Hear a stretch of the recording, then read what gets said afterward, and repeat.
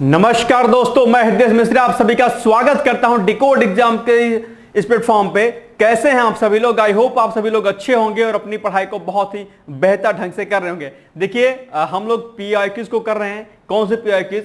UP PCS के CSAT के पीआईक्यूज को, ठीक है। और लगभग 2012-13 से हमने स्टार्ट किया था और 2019 के पीआईक्यूज पर हम लोग आज जो है आ गए हैं। और सभी लोगों को पता ही होगा, विशेष तौर पर यूपी पीसीएस वालों को तो पता ही होगा कि भाई साहब सीसेट आपके लिए कितना जो है इंपॉर्टेंट है। और सीसेट में 33% मार्क्स को आपको लाना होता है, लेकिन इसके बाद भी अधिकतर जो स्टूडेंट्स होते हैं वो क्या होते हैं, नहीं इसको क्रैक कर पाते हैं। रीजन क्या होता है? रीजन मैंने हर दिन मैं आपको बताता हूं कि सीसेट को आप सभी लोग क्या करते हैं, बहुत ही हल्के में लेते हैं। और जब आपकी परीक्षा बहुत ही नजदीक आ जाती है तब आप जो है सीसेट को करते हो। ऐसे में दरअसल सीसेट आपके लिए क्या होता है, हानिकारक साबित हो जाता है। तो ऐसे में प्लीज आप लोग जो है पीवाईक्यूज को करिए, इंटरपर्सनल स्किल कम्युनिकेशन को करिए, मैथ रीजनिंग के सेक्शन को करिए अगर आपका मजबूत सेक्शन है, नहीं तो फिर हिंदी और बाकी के सेक्शन पर आप जो है फोकस कर सकते हैं। कल हमने आपको ऑलरेडी बताया था कि किन किन चीजों पर आपको फोकस करना है, ठीक है। तो आज हम लोग बेसिकली 2019 के पीवाईक्यूज को करेंगे और 2019 के पीवाईक्यूज में यानी कि जो क्वेश्चन पेपर आपका आया था 2019 का, उसमें 3 क्वेश्चन ऐसे थे जो डिस्प्यूटेड थे और उसको आयोग ने क्या किया था, हटा दिया था, क्योंकि उन जो है क्वेश्चंस में क्या था, एक से अधिक ऑप्शंस दिए गए थे। ओके, तो ऐसे स्थिति में आप लोग को एक काम करना है कि आप लोग जो है अपनी कट ऑफ को इस तरीके से हासिल करने की कोशिश करो कि हमेशा आपके मार्क्स ज्यादा रहें, कि अगर आयोग कोई क्वेश्चन हटाए, गलत करे, उसका ऑप्शन कुछ और चूज करे वो, तो आप इससे क्या हो, बच जाओ और आप अल्टीमेटली अपने सिलेक्शन को अचीव कर लो। ओके, तो ये चीज आप हमेशा ध्यान रखना कि आपका टारगेट क्या होना चाहिए भाई साहब, बड़ा होना चाहिए। ये नहीं कि कट ऑफ जो है क्या कहते हैं 90 क्वेश्चन की जा रही तो आप 90 पे ही कटक जाओ, नहीं, आप क्रॉस कर जाओ उसको, तो मजा आएगा फिर, है ना, फिर कोई दिक्कत नहीं होगी आपको। ओके, तो 2019 के जो सीसेट पेपर आया था उसमें एक खास बात और है कि जो आपका बेसिकली जो डिसीजन मेकिंग और ये जो आपका कम्युनिकेशन वाला जो सेक्शन होता है, इसमें क्वेश्चन टफ आए थे। शायद 2018-16 वाला या 17 वाला और प्लस ये पेपर बहुत टफ आया था। तो इसमें बेसिकली क्या है, आप बहुत किताबों ढूंढेंगे, बहुत ज्यादा आपको मिलेगा नहीं कहीं ज्यादा। तो ठीक है, तो आज जो हम कम्युनिकेशन के जो क्वेश्चंस को करेंगे वो टू द पॉइंट है, थ्योरी बिहाफ पे क्वेश्चंस है सारे के सारे। तो हम क्वेश्चंस को पढ़ेंगे और फिर उसका आंसर हम लोग देख लेंगे क्या उसका आंसर होगा, ठीक है। ज्यादा दिमाग नहीं लगाना क्योंकि टफ पेपर आया हुआ था। ओके, चलो फिर तो हम लोग आगे बढ़ते हैं बिना देरी के। और देखो फिर पहला क्वेश्चन हमारा क्या है। पहला क्वेश्चन भाई साहब हमारा यह है कि कालिक संप्रेषण का अध्ययन जाना जाता है, the study of temporal communication is known as. अब इसमें ऐसा कुछ भी समझाने का नहीं है, सीधा क्वेश्चन पूछा है, सीधा इसका आंसर देना है, ठीक है। तो कालिक संप्रेषण का अध्ययन बेसिकली किसमें किया जाता है? ऑप्शन नंबर डी यानी कि क्रोनोमेक्स के रूप में किस किया जाता है इसका अध्ययन, यानी कि डी वाला क्या हो जाएगा, इसका सही उत्तर हो जाएगा, ध्यान रखिएगा। ओके, चलो आगे बढ़ते हैं हम लोग। नेक्स्ट है गोल्डन रूल, सर्वोत्तम नियम नीति शास्त्र की हर प्रणाली में निहित होता है और हर आदमी किसी ना किसी रूप में इसे स्वीकारता है, अतः यह अकाट्य रूप से स्वस्थ और नैतिक सिद्धांत है। इसमें निहित तर्क दोष कौन सा है आपको यह बताना है भाई साहब, ठीक है। और इसके पहले आप लोग को बता दूं कि अगर आपने जनरल तौर पर कम्युनिकेशन नहीं पढ़ा है तो उसको पढ़ लीजिए और मेरी पहली क्लास को एक बार देख लीजिएगा आप लोग, अगर आपने नहीं देखा तो उसमें थोड़ा सा मैंने हल्का सा कम्युनिकेशन के बारे में एक जनरल जो है आपको चीजें बताई हैं, तो उसको आप लोग देख लीजिएगा। ओके, और इसके अलावा इंग्लिश और हिंदी में जो है, हिंदी में आप लोग संधि विच्छेद और समास को देख लीजिएगा क्योंकि वहां से एक एक प्रश्न पूछता है, और इंग्लिश में डायरेक्ट इनडायरेक्ट और एक्टिव वॉइस पैसिव वॉइस देख लीजिएगा, वहां से एक एक प्रश्न पूछता है आपसे, ठीक है। तो ये 2 चीजें कर लीजिएगा, बाकी हम तो सब यहां पर समझते समझाते हुए चलेंगे, ठीक है। तो दूसरा का जो उत्तर होगा क्या होगा, वो होगा लोकोत्तेजक या श्रद्धामूलक या दयामूलक या अज्ञानमूलक। बताइए इसका सही उत्तर क्या होगा। तो इसका सही उत्तर होगा भाई साहब ऑप्शन नंबर आपका ए यानी कि लोकोत्तेजक, ये हो जाएगा सही, ठीक है। सीधा है क्वेश्चन, ज्यादा दिमाग नहीं लगाना है, पॉइंट के फॉर्म में इसको नोट डाउन करते रहो कि जो चीजें, क्योंकि ये पेपर जो था बहुत ही टफ आया था कम्युनिकेशन का, मैं फिर से कह रहा हूं, इसलिए बहुत दिमाग नहीं लगाना है। आप इसको काम करो कि जो प्रश्न दिए हैं आप इसी को नोट्स के फॉर्म में, 1 लाइनर फॉर्म में जो है आपको नोट डाउन कर लेना है, बस आपके पास नोट्स एक रेडी हो जाएगा एक पेपर का। ओके, आगे बढ़ो। नेक्स्ट है 3rd नंबर क्वेश्चन है आपके पास कि निम्नलिखित में से कौन सा एक किसी निर्णय के परिणाम की व्यक्तिनिष्ठ संभाव्यता के अनुमान का नियम नहीं है। तो बताओ इसमें से क्या होगा इसका सही उत्तर भाई साहब। तीसरे का, तो तीसरे का जो ऑप्शन नंबर क्या होगा, तीसरे का ऑप्शन नंबर ए होगा कि बी होगा कि सी होगा कि डी होगा, तो ये होगा आपका ऑप्शन नंबर ए, यानी कि उपयोगिता का आकलन। क्या? उपयोगिता का आकलन, यानी कि ऑप्शन नंबर ए हो जाएगा इसका भाई साहब क्या सही उत्तर, यानी कि जो है किसी निर्णय के परिणाम की व्यक्तिगत संभाव्यता के अनुमान का नियम नहीं है ये। बाकी ये जो 3 दिया है ये है, और ये ए वाला क्या है, नहीं है, ध्यान रखिएगा। ठीक है, तो उसको एक बुलेट के फॉर्म में यानी कि पॉइंट के फॉर्म में इसको नोट डाउन कर लो कि भाई साहब क्या होता है कि किसी निर्णय के परिणाम की व्यक्तिगत संभाव्यता के अनुमान का नियम बेसिकली क्या है, बी सी डी है और ये नहीं है, तो इसको आप लोग नोट डाउन कर लो इकट्ठा। आगे बढ़ते हैं हम लोग। निम्नलिखित निर्णय शैली में किसमें अस्पष्टता के लिए निम्नतर सहनशीलता पाई जाती है? क्या है ये, बताओ फटाफट। विश्लेषणात्मक शैली होती है, संप्रत्यात्मक शैली या निर्देशात्मक शैली या उपरोक्त में से कोई नहीं? तो इसका जो ऑप्शन नंबर क्या है, डी, यानी कि चौथे का क्या हो जाएगा, सी ऑप्शन, चौथे का सी ऑप्शन, यानी कि निर्देशात्मक शैली के अंतर्गत जो है बेसिकली ये आता है। क्या? चौथे का सी वाला हो जाएगा इसका क्या सही उत्तर। और आप लोग इसको भी क्या करिएगा, यानी कि डायरेक्टिव स्टाइल, यानी कि निम्नलिखित निर्णय शैली में किसमें अस्पष्टता के लिए निम्नतर सहनशीलता पाई जाती है, तो वो निर्देशात्मक शैली में पाई जाती है, यानी कि डायरेक्टिव स्टाइल में बेसिकली इसको जो है पाई जाती है। ठीक है, आगे बढ़ते हैं। नेक्स्ट है संप्रेषण अंतःक्रिया के रूप में परिप्रेक्ष्य के अनुसार प्रतिपुष्ट। क्या प्रतिपुष्ट? फिर पूछा है आपसे कि बताओ आपको क्या इसमें होगा आंसर सही इसका, कि कभी इरादतन नहीं होती है, सदैव इरादतन होती है, शायद ही कभी लाभदायक होती है, कभी कभी गैर इरादतन होती है। बताओ इसका सही उत्तर क्या होगा? तो इसका सही उत्तर होगा भाई साहब आपका ऑप्शन नंबर क्या, डी। क्या? डी।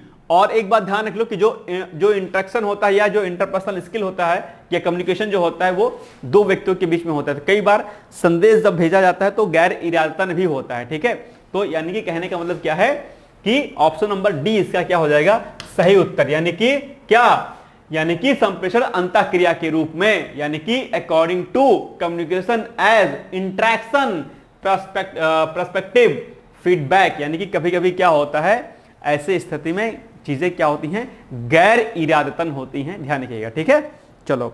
और इंटरपर्सनल कम्युनिकेशन 2 व्यक्तियों के बीच में होता है, ठीक है, किसी भी रूप में। नेक्स्ट है जटिल समस्याओं की स्थिति में समूह निष्पादन उच्चतर होता है। किसमें उच्चतर होता है भाई साहब, बताओ फटाफट। इसका सही जो उत्तर होगा वो क्या हो जाएगा? ठीक है, जटिल समस्याओं की स्थिति में समूह निष्पादन उच्चतर होता है किसमें? केंद्रीकृत नेटवर्क में, प्रतिबंधित नेटवर्क में, या समस्यान्मुख नेटवर्क में, या विकेंद्रीकृत नेटवर्क में। पूछा है जटिल समस्याओं की स्थिति में समूह निष्पादन उच्चतर होता है, किसमें होता है? ये होता है भाई साहब आपका विकेंद्रीकृत नेटवर्क में, यानी कि क्या डिसेंट्रलाइज्ड नेटवर्क में होता है ये चीज। ठीक है, उसमें क्या होता है, विचार जो है क्या होता है खुल के प्रकट किए जाते हैं किसमें, विकेंद्रीकृत जो नेटवर्क आपका होता है किसमें, जो डिसेंट्रलाइज्ड नेटवर्क होता है उसमें क्या होती है चीजें बहुत ओपनली होती हैं, समूह निष्पादन। ठीक है, यानी कि जटिल समस्याओं की स्थिति में समूह निष्पादन उच्चतर बेसिकली किसमें होता है, आप कहेंगे जो है डिसेंट्रलाइज्ड नेटवर्क में, यानी कि विकेंद्रीकृत नेटवर्क के अंतर्गत ये चीजें होती हैं। ओके, आगे बढ़ो। क्वेश्चन नंबर क्या है आपका 7 है, प्रभावी संप्रेषण में अवरोधक क्या है? और प्रभावी संप्रेषण यानी क्या, नॉर्मल संप्रेषण में हमने आपको जो है चीजें बताई थी कि संप्रेषण में क्या कुछ बाधाएं हो सकती हैं। तो यहां पर पूछा है कि प्रभावी संप्रेषण जो होता है, ठीक है, यानी कि जो आपका क्या कह रहा है, जो इफेक्टिव कम्युनिकेशन होता है उसमें बेसिकली बैरियर्स के रूप में क्या कुछ होता है वो आपको बताना है। ठीक है, क्या कि जो आपका इफेक्टिव कम्युनिकेशन होता है उसमें कौन कौन सी चीजें जो है एज ए जो है बैरियर के फॉर्म में होती हैं वो आपको बताना है। 4 ऑप्शन आपके सामने दिए गए हैं भाई साहब। ठीक है, और फटाफट मुझे बताइए कि इसका सही उत्तर क्या होगा। तो नीति प्रवचन, निर्णय परक होना और सांत्वना प्रदायी टिप्पणियां, या संवाद सारांश और आत्मसमीक्षा, या सरल शब्दों का प्रयोग, शांत प्रतिक्रिया और रक्षात्मक अभिवृत्ति, या वैयक्तिक कथन, नजर मिलाना और सरल वर्णन। तो भाई साहब प्रभावी संप्रेषण में जो अवरोधक होता है वो होता है आपका ऑप्शन नंबर ए, यानी कि नीति प्रवचन, निर्णय परक होना और सांत्वना प्रदायी टिप्पणियां।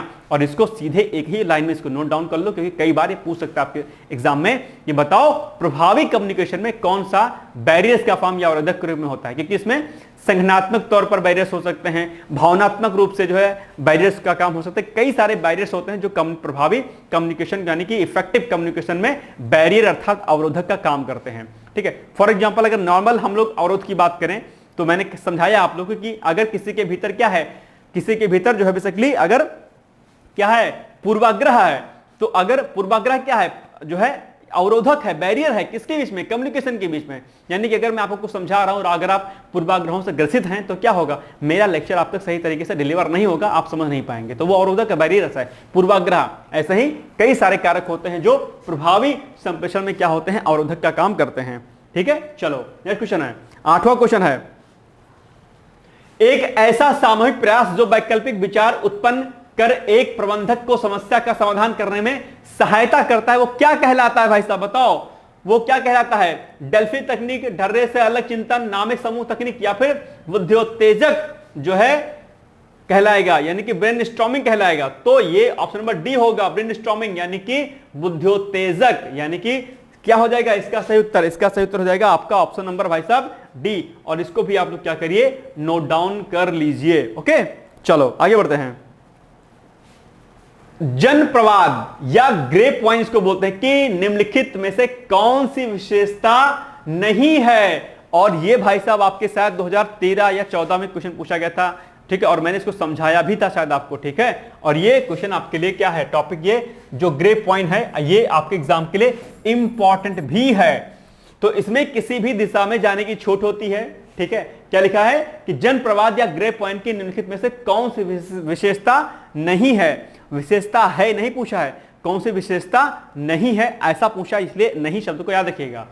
तो क्या पूछा है आपसे 9 नंबर क्वेश्चन कि इसमें किसी भी दिशा में जाने की छूट होती है, या यह समस्या सदस्यों की सामाजिक आवश्यकताओं को संतुष्ट करने को उद्यत होता है, या यह प्रबंधन द्वारा नियंत्रित होता है। बस यही हो जाएगा सही उत्तर। क्या पूछा है कि ग्रेप वाइन की निम्नलिखित में से कौन सी विशेषता नहीं होती है, तो यही नहीं होती है। कौन सी, यह प्रबंधन द्वारा नियंत्रित होता है, क्योंकि जो ग्रेप वाइन जो कम्युनिकेशन होता है एक तरीके से, उसमें क्या होता है, उसमें बातें नियंत्रित नहीं की जा सकती हैं, कम्युनिकेशन को नियंत्रित नहीं किया सकता है।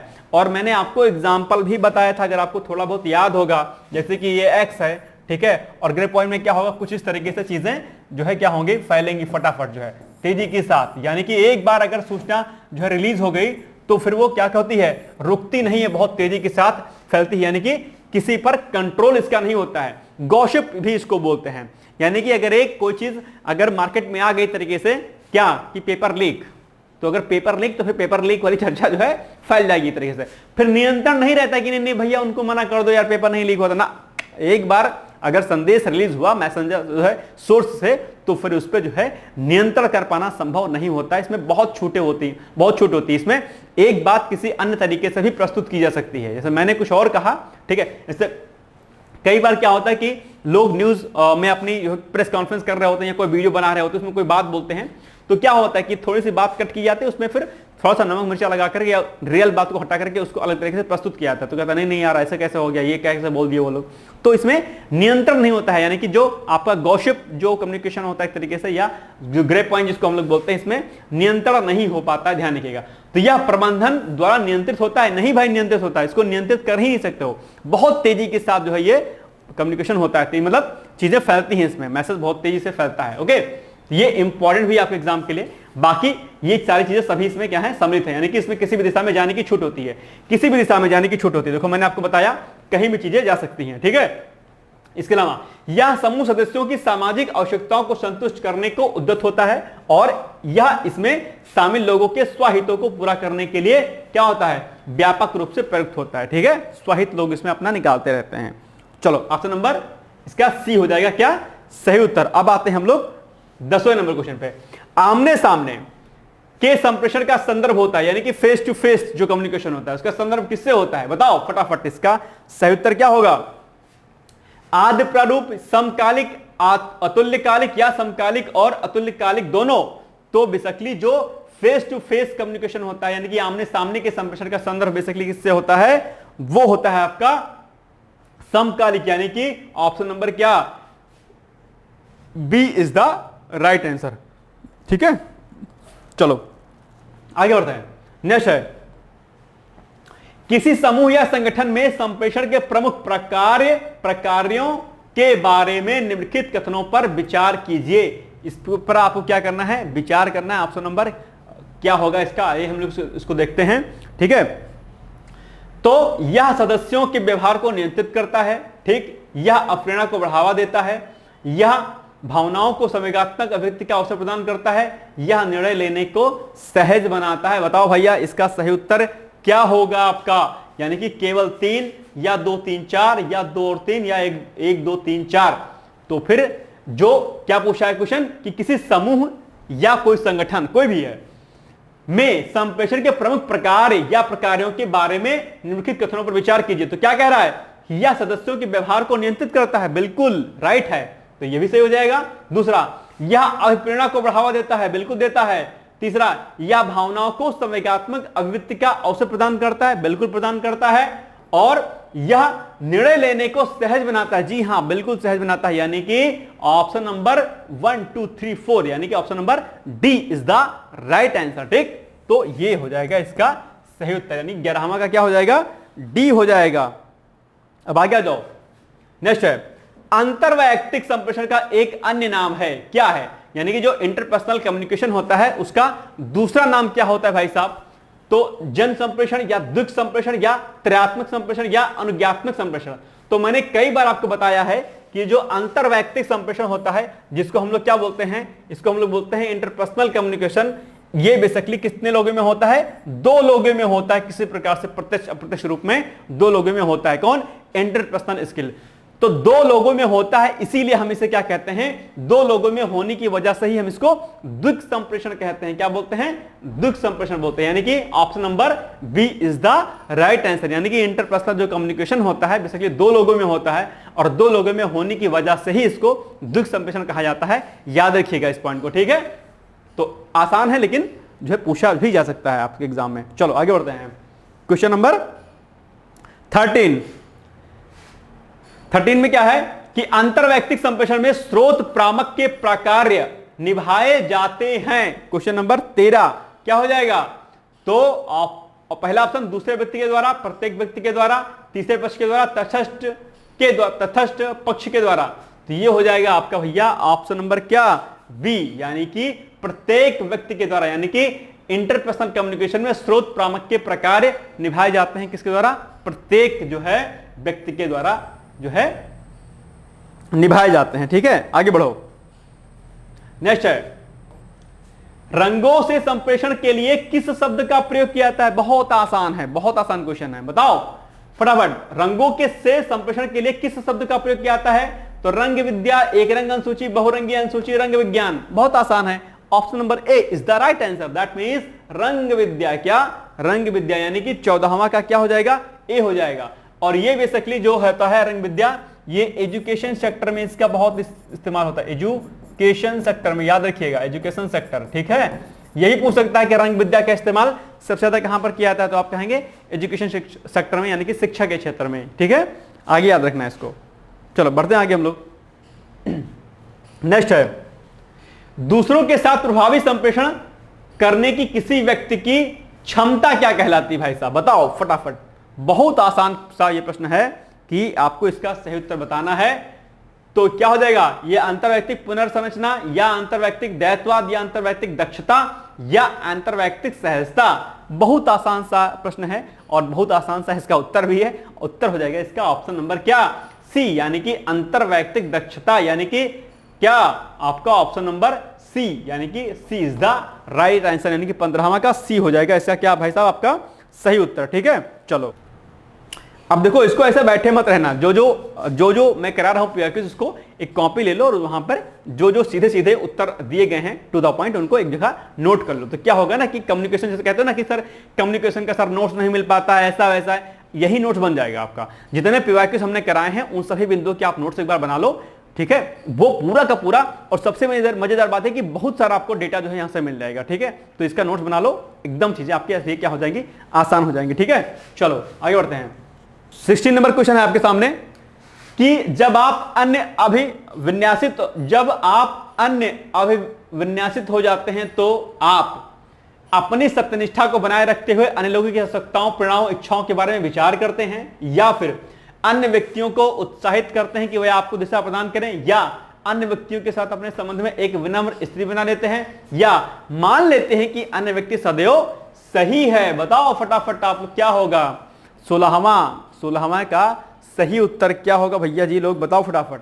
तो ये हो जाएगा आपका ऑप्शन नंबर ए, यानी कि जब आप अभिन्यासित हो जाते हैं, ठीक है, तो क्या होगा, फिर होगा भैया कि अपनी सत्यनिष्ठा को बनाए रखते हुए अन्य लोगों की आवश्यकताओं, प्रेरणाओं, इच्छाओं के बारे में विचार करते हैं। यानी कि जब आप किसी के बारे में सोचते हैं तो सिंपल सी बात है, जब आप किसी और पर अपना लक्ष्य निर्धारित करते हैं कहीं ना कहीं, तो चीजें आप उसके बारे में सोचते हैं, उनके बारे में, यानी कि उस अगले व्यक्ति को आप प्राथमिकताओं में शामिल कर लेते हैं। ठीक है, तो ऑप्शन नंबर ए हो जाएगा आपका सही उत्तर। नेक्स्ट है 17वां क्वेश्चन।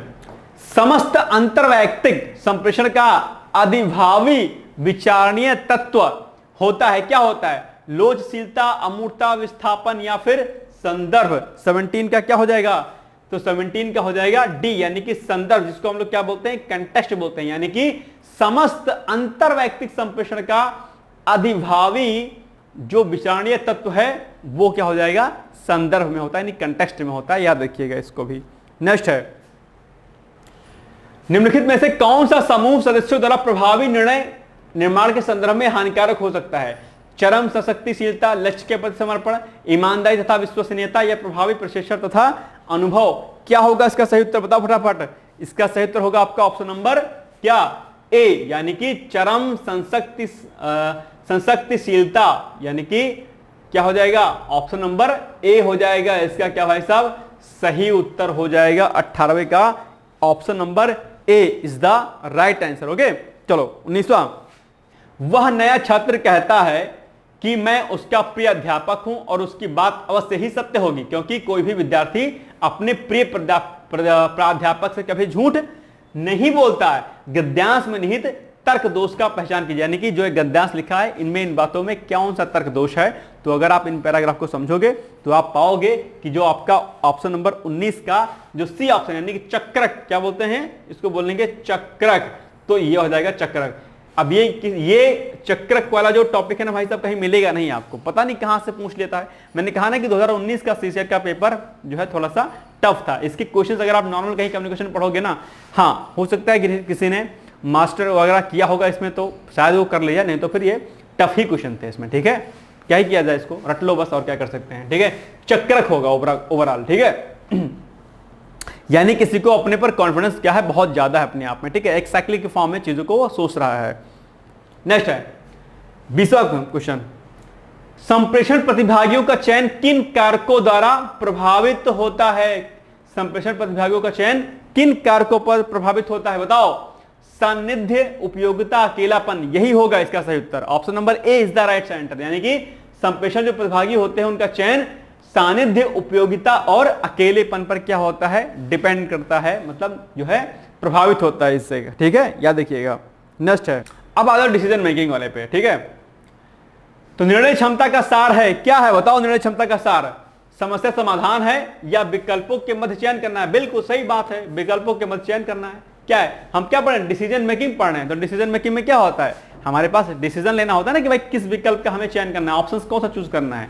डिसीजन मेकिंग यही तो होता है। तो ऑप्शन नंबर बी हो जाएगा सही, बाकी सब तो नहीं होगा सही। ठीक है, 22 नंबर क्वेश्चन क्या है कि निर्णय लेने का पहला चरण क्या है, बताओ फटाफट। निर्णय लेने का पहला चरण क्या हो जाएगा भैया जी लोग, फटाफट मुझे बताओ इसका सही उत्तर क्या होगा। निर्णय लेने का पहला चरण कौन सा है? प्राथमिकताओं को स्थापित करना, या विशिष्ट लक्ष्यों को स्थापित करना, या समस्या को पहचानना तथा परिभाषित करना, या कार्य विधियों को निर्धारित करना। बताओ ये क्या होगा इसका सही उत्तर।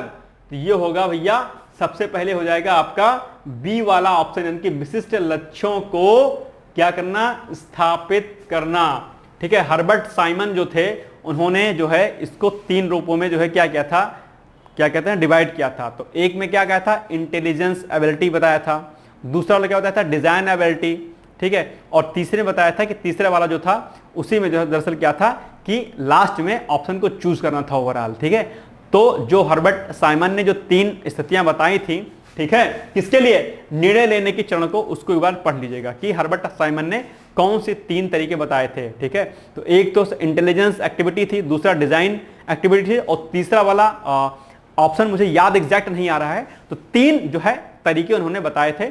बाकी अगर आप किसी अन्य विधि के माध्यम से अगर आप इसको पढ़ेंगे, ठीक है, तो एक में क्या होगा कि पहले आप समस्या का क्या करते हो, विश्लेषण करते हो कि समस्या बेसिकली क्या है।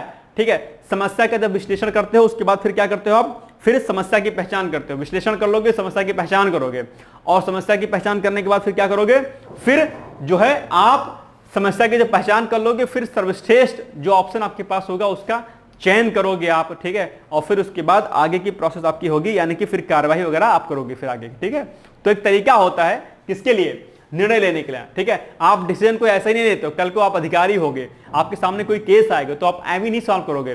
पहले क्या करोगे, पहले आप समस्या का जो भी प्रॉब्लम होगी उसका विश्लेषण करोगे, उसकी एनालिसिस करोगे, उसकी एनालिसिस करने के बाद फिर क्या काम करोगे, फिर जो है क्या करोगे, समस्या की पहचान करोगे, फिर विश्लेषण करोगे, फिर जानकारी एकत्रित करोगे, जानकारी एकत्रित करने के बाद फिर क्या काम करोगे, फिर समस्या जो ऑप्शन आपके पास होगा उन समस्याओं को आप चयन करोगे, फिर आगे फिर कार्यवाही वगैरह करोगे। तो एक स्टेप होता है अपने आप में, डिटेल्स में ऐसा आप बोल सकते हैं। बाकी जो आपके साइमन ने कहा था वो 3 रूपों में इसको डिवाइड किया था, तो 3 रूप कौन कौन से हैं इसको एक बार आप लोग देख लीजिएगा। ठीक है, चलो,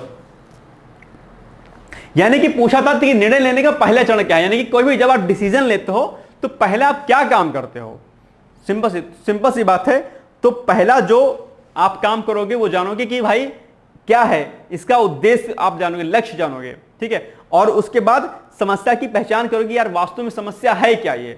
फिर समस्या की जब पहचान करोगे फिर आपके पास जो है क्या होंगे, आप उसकी एनालिसिस करोगे, यानी कि उसका विश्लेषण करोगे। ठीक है, क्या सही है क्या नहीं सही है, डिटेलिंग जानोगे। फिर उसके बाद जो है इस पर फिर जो है अन्य कार्रवाइयां करोगे, फिर उसके बाद फिर मतलब विकल्प चयन करोगे, फिर विकल्प चयन करने के बाद फिर उस पर कार्रवाई करोगे। ऐसा तो है नहीं कि कोई केस आपके सामने आ गया तुरंत आपने उस पर एक्शन ले लिया, नहीं, उसका स्टेप होता है कि नहीं पहले ये काम करना है, फिर ये काम करना है, फिर ये काम करना है। ठीक है, लास्ट में होता है उस पर ठीक तरीके से डिसीजन लेकर के उस पर उचित कार्रवाई करना। ओके, चलो नेक्स्ट है, निम्नलिखित में से किस निर्णय निर्माण तकनीक में विचारों का योगदान देने के लिए संरक्षित नियम समाहित होते हैं। ठीक है, तो बुद्धियोत्तेजक, डेल्फी तकनीक, नामिक समूह तकनीक या क्रमिक समूह तकनीक। तो ये हो जाएगा आपका क्या, 23 नंबर क्वेश्चन का सही उत्तर बताइए फटाफट आप लोग, क्या हो जाएगा 23 नंबर का सही उत्तर हो जाएगा ऑप्शन नंबर सी, यानी कि नामिक समूह तकनीक। ठीक है, नॉमिनल ग्रुप टेक्निक इसको बोलते हैं। Option number C is the right answer. 23 का क्या हो जाएगा, सी हो जाएगा। 24 क्वेश्चन, वह कौन सा मानसिक प्रकार्य है जो समस्या समाधान में सहायक नहीं होता है, बताओ कौन सा ऐसा है। 24 नंबर क्वेश्चन क्या हो जाएगा इसका सही उत्तर, 24 का सही उत्तर हो जाएगा परिकल्पना निरूपण, प्रक्रियात्मक स्थिरता, या फिर अंतर्दृष्टि, या फिर साधन साध्य विश्लेषण। इसके इतने कठिन शब्द इसके संभाषण के होते हैं कि खुद ही दिमाग चकरा जाए, बार बार बोलो प्रकर। ये आसान शब्द है लेकिन बार बार जब आप उसको पढ़ो तो क्या होता है कि खुद ही जो है चीजें गड़बड़ हो जाती हैं। इसलिए भाई साहब जब कम्युनिकेशन करना तो कम्युनिकेशन में चीज ध्यान रखना कि इंग्लिश टर्मिनोलॉजी को आप लोग प्लीज ज्यादा फोकस करना, क्योंकि हिंदी बहुत टफ है, जब पढ़ ही नहीं पाओगे तो लिखोगे समझोगे क्या। ठीक है, इसलिए इंग्लिश की टर्मिनोलॉजी थोड़ा सी आसान रहती है। ठीक है, तो यानी कि क्या हो जाएगा आपका, इसका सही उत्तर क्या हो जाएगा 24 का सही उत्तर हो जाएगा ऑप्शन नंबर बी, यानी कि प्रक्रियात्मक स्थिरता, ऑप्शन नंबर बी।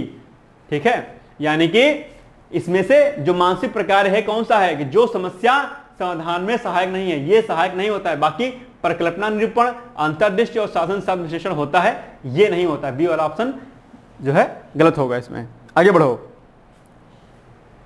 अब आ गया भैया आपका हिंदी भाषा व्याकरण एवं अवबोध क्षमता।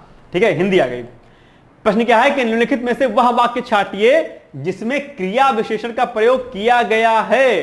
कौन सा है, तो पहला है आपका यहां कैसे कैसे लोग एकत्रित हुए हैं ये सब, तो इसका जो सही उत्तर हो जाएगा भैया वो हो जाएगा आपका डी ऑप्शन, जहां पर क्या किया गया है, जहां पर आपका क्रिया विशेषण का प्रयोग किया गया है, यानी कि जो ये जी जान है, ये जी जान लगाकर यही क्या है आपका बेसिकली क्या है, जी जान लगाकर यही है क्रिया विशेषण।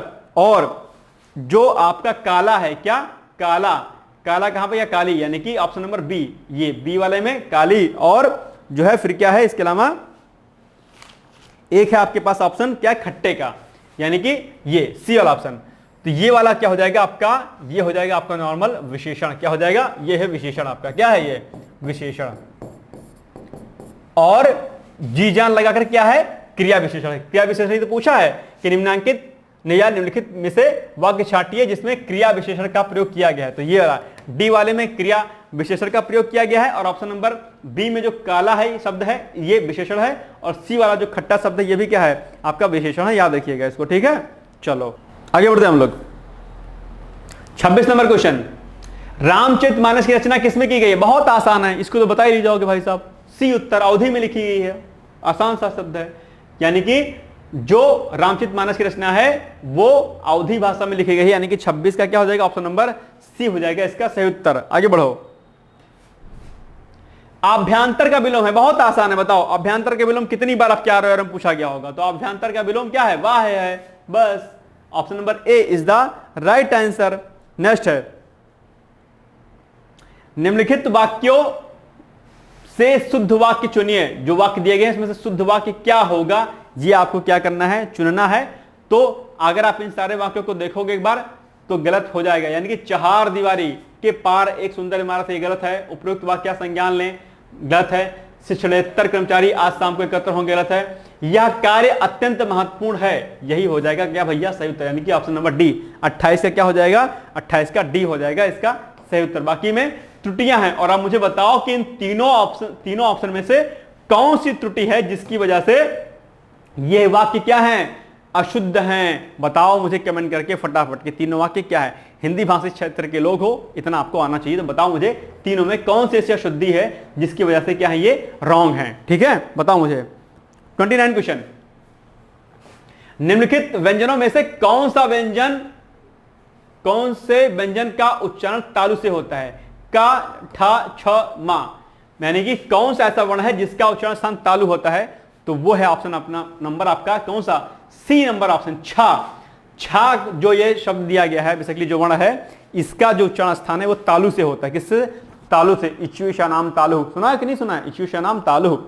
तो अब आप कहेंगे कि सर बताओ तालु से कौन कौन से जो है शब्द और वर्ण निकलते हैं? तो इससे निकलते हैं भाई साहब आपके चा, छा, जा, चा, कौन सा लिख लो इसको, तालु से कौन कौन से वर्ण निकलते हैं, कई बार आपके एग्जाम में पूछ सकता है। तो निकलेगा चा, फिर छा, छा जो कि दिया है यहां पर, फिर निकलेगा जा, क्या, च, छ, एक बार तालु का इस्तेमाल करें फिर निकालें शब्द को, तो च, छ, ज, और क्या निकलेगा, और निकलेगा झ, च, छ, ज, झ, और निकलेगा आपका क्या, इया निकलेगा, क्या निकलेगा, इया निकलेगा। तो 1 2 3 4 5 इच्युषा नाम तालु, यानी कि च, छ, ज, झ और इया, ये क्या है, तालु से निकलने वाले शब्द हैं, और इन्हीं को क्या बोलते हैं, इन्हें हम तालव्य व्यंजन भी कहते हैं। तो आपके एग्जाम में यही प्रश्न पूछ सकता है कि निम्नलिखित में से कौन सा तालव्य व्यंजन है या निम्नलिखित में से कौन सा तालव्य व्यंजन नहीं है, तो आप इसको याद रखिएगा। और इसके अलावा और जो शब्द है वो कैसे, कंठ से कौन कौन से शब्द निकलते हैं ये भी आप तैयार कर लो।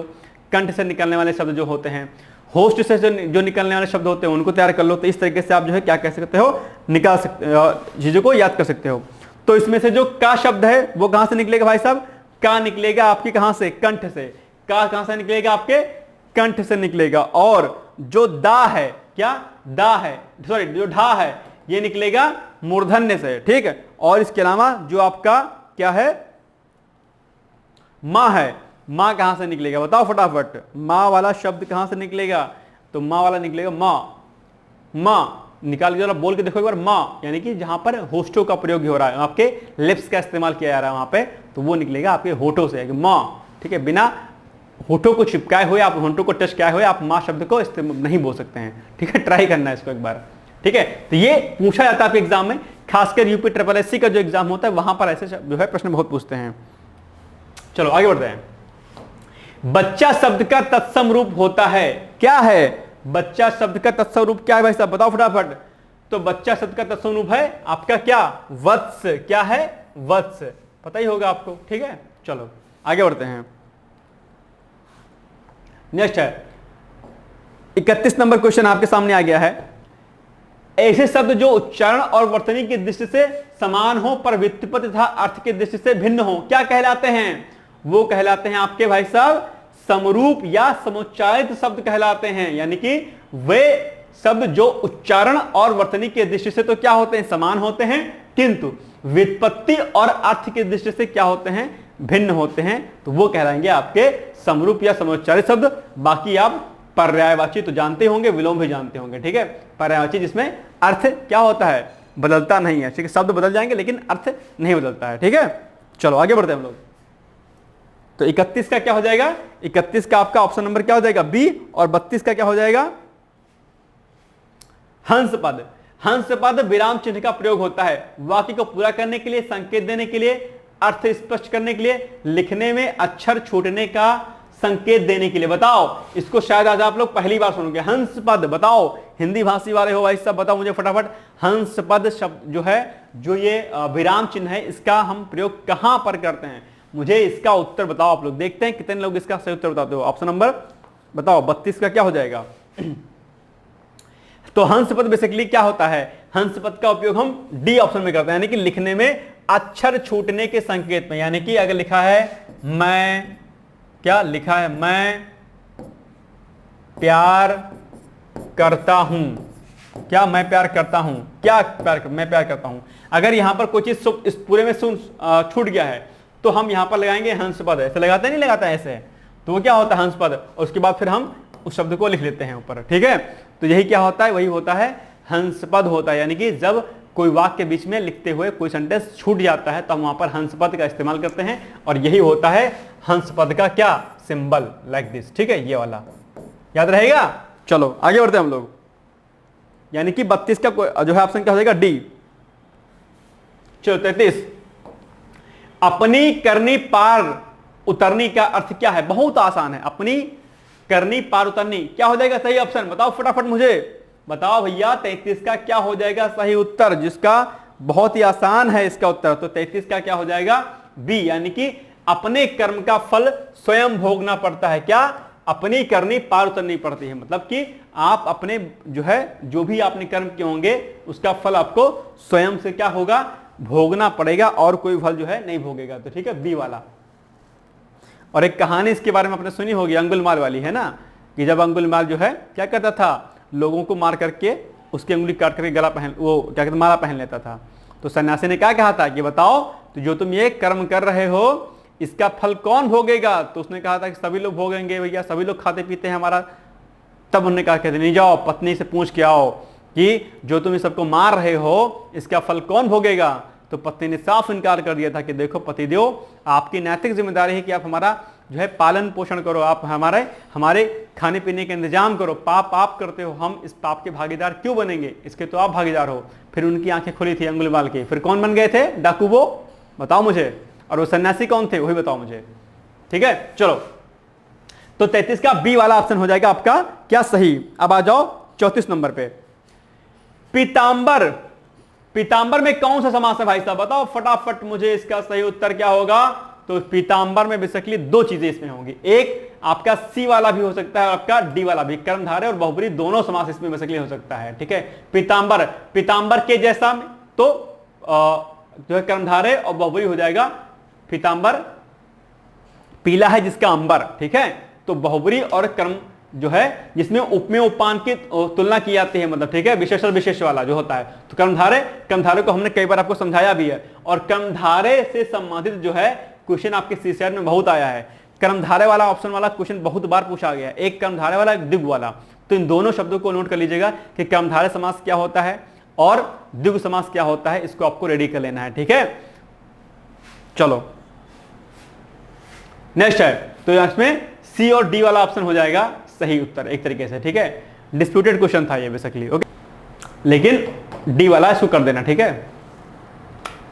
चलो आगे बढ़ते हैं। अब भाई साहब पैराग्राफ आ गया आपके सामने और पैराग्राफ बहुत बड़ा है, तो एक बार पहले आप लोग क्या काम करो, वीडियो को पॉज कर लो और वीडियो को पॉज करने के बाद क्या करो, एक बार इसको अच्छे से पढ़ लो। पढ़ूंगा नहीं मैं क्योंकि लेट हो जाएगा बहुत ज्यादा, बाकी हमने कई क्लास में पढ़ लिया था, लेकिन फिर भी एक बार आप लोग इसको देख लो, ठीक है। ओवरऑल जो है इसमें क्या बताया गया है, ये बताया गया है मानव के पास समस्त जगत को देखने परखने के लिए दो नजरिए हैं। मतलब आशावादी, संसार में जो आशावादी व्यक्ति होता है वो नकारात्मक सकारात्मकता उसके बारे में ओवरऑल पूरी थॉट प्रोसेस के बारे में इस पैराग्राफ में बताया गया है कि किस तरीके से व्यक्ति आशावादी होता है, फिर कैसा व्यक्ति कौन सा होता है जो आशावादी नहीं होता, वो निराशाजनक होता है।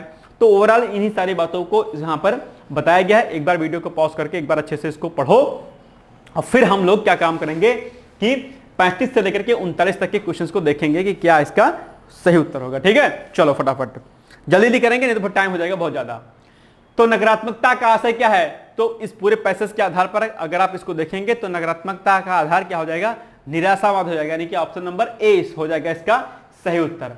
ये आपके जो है, आप चाहे तो नॉर्मली आप इसको यस कर सकते हैं, मतलब इसको टिक कर सकते हैं, लेकिन पैराग्राफ में नकारात्मकता का आशय निराशावाद से लिया गया है, यानी कि 35 का जो है ऑप्शन नंबर क्या हो जाएगा, ए हो जाएगा, ठीक है। 36 नंबर क्वेश्चन, निराशावादी दुख के सागर में डूबे रहते हैं और सदा अपने आप को प्रस्थापित करने के लिए तर्क किया करते हैं, के लिए कहा जा सकता है। क्या कहा जा सकता है भैया जी, बताओ इसका सही उत्तर क्या होगा। चारों ऑप्शन को फटाफट पढ़ो और मुझे बताओ कि इसका उत्तर पैराग्राफ के आधार पर क्या होगा। तो पैराग्राफ अगर आप पढ़ोगे तो पाओगे कि ये जो option number A B C दिया है, ये तीन के तीनों बेसिकली क्या हैं, सही उत्तर है, यानी कि ऑप्शन नंबर डी, यानी कि उपयुक्त सभी वाक्य क्या हैं, सही है, यानी कि 36 का ऑप्शन नंबर क्या हो जाएगा, डी हो जाएगा आपका राइट आंसर। क्या 36 का डी वाला राइट हो जाएगा। अब आ जाओ 37 नंबर पे, आत्मिक आनंद से आशय क्या है, बहुत आसान है, आहाद आह्लाद, ठीक है, यानी कि ये हो जाएगा option number A is the right answer. 38, इस अवतरण का सर्वथा उपयुक्त शीर्षक हो सकता है, कौन सा हो सकता है, बताओ भैया जी। तो बी ऑप्शन, 38 का बी वाला ऑप्शन क्या हो जाएगा, सही हो जाएगा, यानी कि जीवन और आशावाद। व्यक्ति बहुत आशावादी होता है, जानते ही होगा फिर आप लोग, है ना, तो क्या बताना इसमें।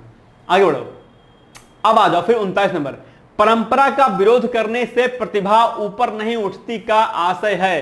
क्या होगा इसका आशय भैया जी, तो इसका आशय होगा आपका पैराग्राफ के अकॉर्डिंग, परंपरा को स्वीकारने से प्रतिभा नष्ट नहीं होती है, याद रखिएगा इस बात को। तो option number C is the right answer. Now next 40 number question, बहुत आसान है, अंक शब्द का अर्थ नहीं है, कौन अर्थ नहीं है बताओ, बहुत आसान है। और अंक शब्द जो है आपके एग्जाम के लिए इंपॉर्टेंट भी है, कई बार आपके एग्जाम में पूछा भी गया है। तो अंक शब्द का अर्थ नहीं है, क्या नहीं है अर्थ इसका, तो अंग जो लिखा है यहाँ पे डी वाला ऑप्शन लिखा है, ये अंग नहीं होगा इसका मतलब अंक का अर्थ ये नहीं होगा, बाकी गोल चिन्ह और संख्या होता है, ठीक है, क्योंकि पूछा है अंक शब्द का अर्थ नहीं है। ये शब्द ध्यान रखा करना, कई बार नहीं वाला शब्द को हम लोग ध्यान नहीं देते हैं और गलत करके चले जाते हैं, ठीक है। तो आपका 40 नंबर का जो आंसर होगा वो हो जाएगा डी, यानी कि अंग, ये नहीं होगा, बाकी ऊपर के तीनों हैं, ठीक है। चलो आगे बढ़ो, 41 नंबर क्वेश्चन, 41 का डी हो जाएगा, क्या 41 का डी क्वेश्चन, निम्नलिखित में से खिड़की का पर्यायवाची है, क्या है खिड़की का पर्यायवाची। 41 नंबर क्वेश्चन बताओ भैया फटाफट, 41 का डी, क्या 41 का डी हो जाएगा, यानी कि वातायन बारी दरीचा है, तीनों हैं, लेकिन आयोग ने बेसिकली वातायन को सही माना था, ऑप्शन नंबर ए को माना था सही, ध्यान रखिएगा। 41 नंबर क्वेश्चन डी, ठीक है। चलो आगे बढ़ते हैं, 42 नंबर क्वेश्चन पे आगे हम लोग फटाफट, ठीक है। तो 22 नंबर क्वेश्चन में क्या है, निम्नलिखित में से अशुद्ध वर्तनी वाला शब्द है, क्या है अशुद्ध वर्तनी वाला शब्द, निसंदेह, निसंकोच, उज्ज्वल या फिर महत्व। तो यही वाला सिंदसा, ये सब तीन के तीनों सही हैं। ये जो महत्व लिखा है वो गलत लिखा है, ये क्या हो जाएगा, ये हो जाएगा आपका महत्व, ये ऐसे लिखा जाएगा।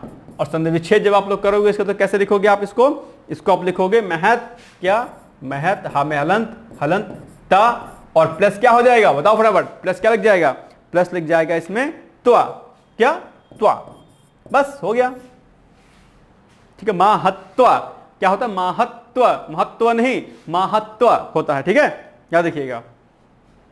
43 नंबर क्वेश्चन, मात्र राम का शुद्ध संधि विच्छेद क्या होगा भैया जी लोग बताओ फटाफट मुझे इसका आंसर बताओ आप लोग जल्दी जल्दी। 43 में क्या होगा?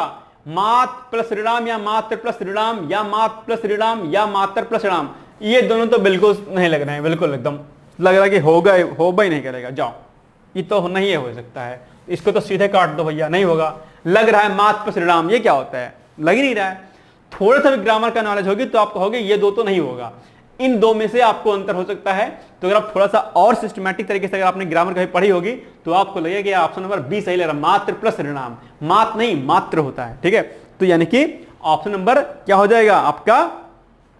बी वाला, यानी कि 43 का क्या हो जाएगा? बी, मात्र प्लस ऋणाम। इसमें धीरे की स्वर संधि है, ध्यान रखिएगा। ओके चलो आगे बढ़ते हैं। गमला और आल्पिन किस भाषा के शब्द हैं? यूपी ट्रिपल एससी का बहुत फेवरेट क्वेश्चन है। तो ये हो जाएगा आपका पुर्तगाली। क्या? पुर्तगाली, यानी कि 44 का सी वाला ऑप्शन हो जाएगा सही, यानी कि दोनों शब्द गमला और अल्पिन पुर्तगाली शब्द हैं, ठीक है, याद रखिएगा। नेक्स्ट है, अब आ गया भैया अंग्रेजी का पैराग्राफ, जिसमें से आपको चीजों को पढ़ना है और इसका उत्तर लिखना है। अंग्रेजी अगर आपका वीक होगा तो इस सेशन को करिए, मतलब छोड़ दीजिएगा, और अगर अंग्रेजी ठीक ठाक होगी तो कर लीजिएगा। हालांकि इंग्लिश में मैंने कई दिन बताया, आपको फिर से कह रहा हूं कि कंजक्शन और प्रीपोजिशन सीसैट में बहुत पूछता है। तो प्रीपोजिशन, कंजक्शन और एडजेक्टिव, ये तीन चीज तो आपको हर हाल में तैयार ही करनी है एनी हाउ, ठीक है। तो पैराग्राफ पहले एक बार पढ़ लो और फिर हम लोग 45 से लेकर के 49 तक के क्वेश्चंस को देखेंगे कि क्या इसका सही उत्तर होगा, ठीक है। कहां से कहां तक? 45 से लेकर के 49 तक के क्वेश्चन को। तो एक बार इसको अच्छे से पढ़ो, फिर देखो इसके क्या कुछ उत्तर हैं, ठीक है। बेसिकली इसमें टूर के बारे में बताया गया है कि अगर आप कहीं बाहर जाते हैं घूमने तो आपके लिए एक टूरिस्ट, मतलब जो टूर कराने वाला जो व्यक्ति होता है वो उसको साथ में होना जरूरी होता है। अगर आप बाहर जाते हो तो जरूरी नहीं, घूमने जाते हो तो फैमिली मेंबर ही साथ में हो, और ऐसा कोई व्यक्ति होना चाहिए आपके साथ में जो जिसको जानकारी हो अलग अलग जगहों की, ठीक है, वो जानता हो, बताता चले कि भाई ये चीजें यहाँ की फेमस हैं, नहीं तो फिर आपको घूमने का कोई फायदा खास नहीं हो पाएगा। तो यही सारी बातें इस पूरे पैराग्राफ में बताई गई हैं। एक बार इसको अच्छे से पढ़ो और फिर हम आते हैं अपने किस पे? क्वेश्चन पे सीधे, ठीक है। चलो 45 number question, one should visit the courts of princes when the princes are. क्या हो जाएगा इसका सही उत्तर? ठीक है, डाइनिंग विथ एम्बेसडर्स या लिसनिंग टू एम्बेसडर्स या इंस्ट्रक्टिंग द एम्बेसडर्स या टॉकिंग टू एम्बेसडर्स। बताइए इसका सही उत्तर क्या होगा भैया जी लोग? 45 नंबर क्वेश्चन का आंसर क्या होगा? पैराग्राफ के अकॉर्डिंग आपको चीजों को देना है। तो 45 नंबर के क्वेश्चन का आंसर हो जाएगा बी वाला, ठीक है, लिसनिंग टू एम्बेसडर्स, ठीक है, याद रखिएगा इसको। चलो आगे बढ़ जाते हैं। Who learns from travelling? Old persons या ट्यूटर या फिर यंग मैन? सिंपल सी बात है भाई साहब, सी वाला हो जाएगा इसका सही उत्तर। 46 का क्या हो जाएगा? 46 का सी वाला आंसर हो जाएगा सही। यंग मैन ही तो क्या? Who learns from travelling? Travelling से कौन कुछ सीखता है? तो सिंपल सी बात है, जो ये होगा आपका यंग मैन जो होगा, ऑप्शन नंबर सी। 46 का क्या हो जाएगा? C. 47, who tells about the things to be seen in the country one is travelling? क्या होगा? 47 क्वेश्चन, इसका सी हो जाएगा ट्यूटर, यानी कि जो भैया आपको बताने वाला हो जब आप घूमने जाओ तो कि क्या कहां पर चीजें हैं, यानी कि ट्यूटर का होना क्या है? आवश्यक है। Who tells about the things to be seen in the country one is travelling, यानी कि ट्रैवलिंग जब आप करो तो कौन सा ऐसा व्यक्ति हो जो बताने वाला हो? तो वो आपका ट्यूटर, यानी कि जो टूरिस्ट जो आपको करा रहा हो, जो टूर करा रहा हो, ठीक है, उसको जानकारी होनी चाहिए इसकी, वही बताता सब कुछ कि भैया ये है ये नहीं है, ठीक है। नेक्स्ट है 48 number question, what is not important for travelling in a country? ठीक है, मतलब अगर आप किसी देश का, किसी कंट्री का अगर आप वो कर रहे हो, भ्रमण कर रहे हो, तो उसके लिए क्या जरूरी नहीं है, ठीक है। तो आप इस चार ऑप्शन को पढ़ोगे तो आप ये पाओगे कि इसमें से जो ऑप्शन नंबर कौन सा, पढ़ो फटाफट, पहले इसको बताओ इसका सही उत्तर क्या होगा। तो बताओ कि what is not important for travelling in a country, यानी किसी भी कंट्री के अगर आप विजिट करते हो उसके लिए क्या जरूरी नहीं है? तो उसके लिए जरूरी ये नहीं है कि company of the family members, जरूरी नहीं कि फैमिली मेंबर साथ हो तभी आप घूमोगे, ऐसा नहीं है, नहीं है तो कोई दिक्कत नहीं है, ठीक है, आप चिल मार के घूम सकते हो। तो डी वाला ऑप्शन क्या हो जाएगा? सही हो जाएगा, यानी कि 48 का हो जाएगा डी वाला ऑप्शन, ठीक है। नाउ 49, द ग्रेव सर्वेंट, ठीक है, अकंपेनिंग द ट्रैवलर मस्ट हैव, 49 का बताओ कहिए क्या हो जाएगा उत्तर? उत्तर हो जाएगा, ये हो जाएगा कि already visited the country of the travel, यानी कि पूछा है the grave servant accompanying the traveller must have, यानी कि already visited the country of the travel, यानी कि ऑलरेडी वो घूम चुका हो उस स्थान के बारे में और उसको जानकारी होनी चाहिए। ठीक है, अब आ जाओ 50 नंबर क्वेश्चन पे। चेंज द फॉलोइंग सेंटेंसेस, क्या change the following sentences into simple sentences. The institution is as bad it could be. ये 50 नंबर क्वेश्चन है, इसका सही उत्तर क्या होगा? तो इसको अगर आप भैया सिंपल सेंटेंस में अगर इसको बताओगे तो बन जाएगा ये आपका ऑप्शन नंबर क्या, ए, यानी कि the institute is thoroughly bad, यानी कि ऑप्शन नंबर ए हो जाएगा इसका सही उत्तर। अब इसके नियम अकाउंट भैया आप लोग पढ़ लीजिएगा। ठीक है, चलो 50 number 1 question, select the word and, ठीक है, appropriate meaning for the given word, क्या वंदल, फ्रॉम द फॉलोइंग। बताओ इसका सही एग्जैक्ट क्या होगा? 51 क्वेश्चंस का सही उत्तर क्या होगा? तो 51 का हो जाएगा भैया ए वाला, यानी कि one who destroy works of art, इसका क्या हो जाएगा? सही चीज हो जाएगी इसकी, यानी कि option number A is the right answer. Okay, now next, choose the correct meaning of the phrases. 0 hour, क्या बोलेंगे इसको भैया जी? बताओ, बहुत ही आसान है ये इसका सही उत्तर। चारों विकल्प को पढ़ो और बताओ कि 0 आवर का मतलब क्या होगा? Choose the correct meaning of the phrase 0 hour, क्या होगा भैया इसका मतलब सही? 52 नंबर क्वेश्चन का आंसर क्या होगा? 52 का आंसर क्या होगा? तो 52 का ऑप्शन होगा क्या? बी, यानी कि the hour when an operation begins. ठीक है, बिगिन, तो बी वाला होगा। ठीक है, सही उत्तर 52 का बी। चलो आगे बढ़ो। 53, find out the correct indirect narration of the following direct speech. ठीक है, इनडायरेक्ट बताना है। John locked at the Taj and sad how magnificent. बताओ इसका सही उत्तर क्या होगा भैया जी लोग? तो डायरेक्ट इनडायरेक्ट आप लोग पढ़ लीजिएगा, मैंने पहले ही बताया था। तो 53 जो होगा आपका, 53 में क्या होगा? 53 में आपका ऑप्शन नंबर क्या हो जाएगा? बी हो जाएगा। क्या बी? यानी कि John locked at the Taj and, ये क्या हो जाएगा? जो सैड है क्या हो जाएगा? Examined with surprise that it was very magnificent हो जाएगा। ठीक है, ये चेंज हो जाएगा पूरा का पूरा। ठीक है, देख लो इसको एक बार, फार्मूला डायरेक्ट इनडायरेक्ट का एक बार पढ़ लीजिएगा कि किस तरीके से कौन सा सेंटेंस है, कब वहां पर हम क्या क्या चीजें लगाते हैं। ठीक है, कब इन्वर्टेड कॉमा हटाते हैं, कब फुल स्टॉप लगाते हैं, कैसे कैसे क्या क्या चीजें होती हैं, सब कुछ देख लेना अच्छे तरीके से। Active voice, passive wise also सब कुछ इसी में रहेगा ऐसे। ठीक है, कब कब कहां कहां चीजें चेंज करते हैं। Change the given sentences into passive voice, everyone loves him. बताइए आप लोग इसका फटाफट क्या हो जाएगा? एवरीवन लव्स हिम, इसको क्या लिखा है? Change the given sentences into passive voice. Passive voice में आपको चेंज करना भैया।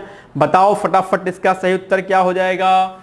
54 नंबर क्वेश्चन का मैंने फिर से कहा था कि इंग्लिश में एक्टिव वॉइस, पैसिव वॉइस और डायरेक्ट इनडायरेक्ट, और हिंदी में समास और संधि को पढ़ लीजिएगा अच्छे तरीके से, क्योंकि सब कुछ तो समझाया नहीं जा सकता, मैं हर क्लास में यही बात कहता हूं। ठीक है, तो इसको कॉमन चीजें आप पढ़ लीजिएगा। बट मुझे इसका पहले तो आप लोग बताओ कि उत्तर क्या होगा भैया जी लोग। 54 नंबर क्वेश्चन, दिमाग लगाओ फटाफट। तो 54 नंबर क्या क्या हो जाएगा? डी हो जाएगा इसका सही उत्तर। क्या? 54 का डी हो जाएगा। 54 का क्या? डी। यानी कि अगर आप इसको थोड़ा सा फॉर्मूला भी यहां पे रखोगे तो क्या लिखोगे? पहले लिखोगे आप क्या? सब्जेक्ट। क्या लिखोगे? सब्जेक्ट प्लस, अब बताओ इसके बाद क्या होगा? सब्जेक्ट के बाद क्या होगा भैया? इज लगेगा। सब्जेक्ट फिर इज, फिर क्या लग जाएगा? फिर लग जाएगा वर्ब की थर्ड फॉर्म, यानी कि वर्ब की थर्ड फॉर्म प्लस इसके बाद क्या लगेगा? बताओ फटाफट। वर्ब की थर्ड फॉर्म के बाद क्या आएगा? वर्ब की थर्ड फॉर्म के बाद आएगा क्या? बाई। क्या आएगा? बाई। फिर बाई और प्लस क्या आएगा? बाई के बाद क्या आएगा? बाई के बाद आएगा भैया आपका ऑब्जेक्ट। क्या? ऑब्जेक्ट। OBJECT। ठीक, बस इसी पे फिट कर दो, ये वाला ऑप्शन आ जाएगा डी वाला। ठीक है, कर लेना इसको अच्छे से। चलो अब आ जाओ 55 नंबर क्वेश्चन पे। Fill in the blank in the given sentences by choosing the correct जो है ऑप्शन। 55 number question. तो 55 का इसमें आप देखोगे तो आ जाएगा बैक, ऑप्शन नंबर डी हो जाएगा इसका सही उत्तर, यानी कि put back the clock it's 20 minutes fast, यानी कि 20 मिनट क्या है, फास्ट है, इसको सही करना है, आपको बैक करना है। तो डी वाला ऑप्शन इसमें क्या हो जाएगा, सही, यानी कि put back the clock it is 20 minute क्या फास्ट। ओके चलो, यानी कि 55 का क्या, डी। अब आ जाओ 56 पे। 56, correct the following expression, both he has well as his son were present. तो क्या होगा, करेक्ट द फॉलोइंग एक्सप्रेशन, क्या होगा 56 का, तो 56 का हो जाएगा भैया आपका सी नंबर क्वेश्चन, क्या 56 का सी हो जाएगा सही उत्तर, यानी कि both he and his son were present, यानी कि ऑप्शन नंबर सी 56 का क्या हो जाएगा, 56 का सी वाला हो जाएगा सही। अब आ जाओ 57 पे। Which of the following is wrongly spelled, यानी कौन सी गलत स्पेलिंग लिखी है, होपफुल, ट्रूली, होली या अवेफुल, क्या हो जाएगा बताओ भैया, इसका सही उत्तर क्या हो जाएगा, तो ये हो जाएगा आपका क्या, बी वाला इसमें रॉन्ग लिखा है, यानी कि ये ट्रूली की स्पेलिंग जो लिखी है गलत लिखी है, इसकी स्पेलिंग सही हो जाएगी TRULY, ये ई जो है यहां से हट जाएगा, TRULY हो जाएगा, ठीक है। और बाकी तो होली का मतलब जानते होंगे, होल मतलब संपूर्ण, ठीक है, और होपफुल मतलब एक तरीके से आशा, ठीक है, आशाजनक, ठीक है, होपफुली या होपफुल बोलते हैं इसको।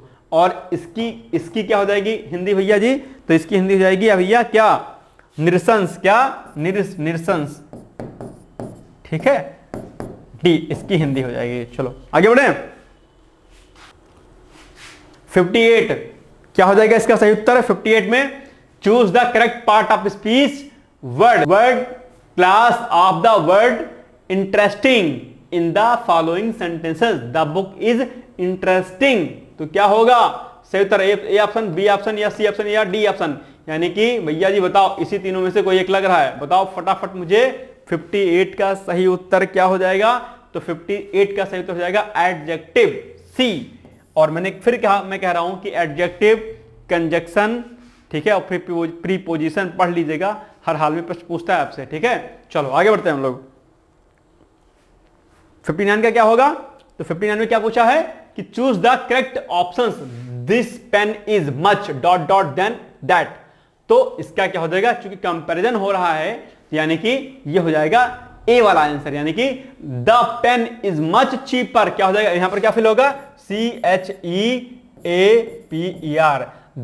This pen is much cheaper than that, ठीक है। तो ए वाला क्या हो जाएगा, 59 का ए वाला क्या हो जाएगा, उत्तर सही हो जाएगा।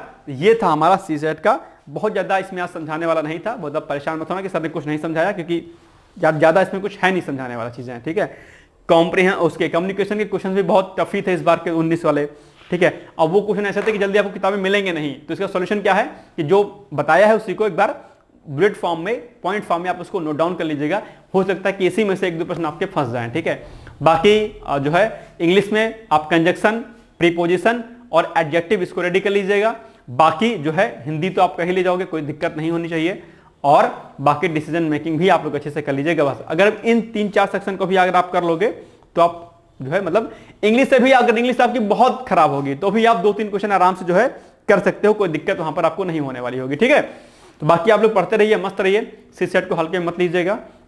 सेकंड पार्ट इसका यानी कि रीजनिंग और मैथ वाला जो है आपके शिवम सर कराएंगे, ओके। बाकी ठीक है, फिर मिलते हैं हम लोग अगले जो है उसमें सी सेट में, यानी कि 2020 के सी सेट में, ठीक है। फिर मिलते हैं, तब तक आप लोग पढ़ते रहिएगा, मस्त रहिएगा, व्यस्त रहिएगा, और भाई साहब डेली मॉर्निंग में जो मेरी करंट अफेयर्स की क्लास आती है उसको आप लोग प्लीज देखा करिए, वो क्लास आपके लिए क्या है, वेरी वेरी मोस्ट इंपॉर्टेंट है, ठीक है। फिर मिलते हैं, तब तक के लिए जय हिंद, जय Bharat, thank you so much, bye bye, take care, all the best.